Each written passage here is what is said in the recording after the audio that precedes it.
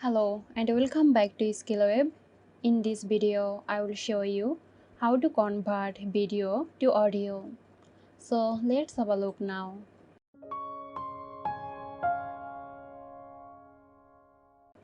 To convert video to audio, I am using CapCut.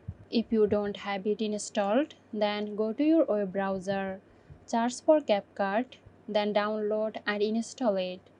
Open CapCut, import the video file you want to convert. Drop it to the timeline. Now click on Export.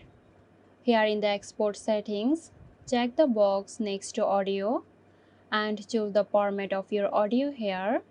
You can uncheck the box next to video exporting. This will only export your audio. Click on Export. This will start exporting your audio. After exporting the audio, click on Open Folder and go to your file and check the audio file. So that's it. I hope this video helped you out. Stay tuned for more helpful tutorials here at SkillWeb.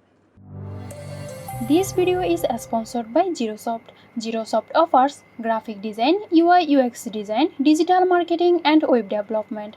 Elevate your brand with Girosoft today. For more details, check the description box.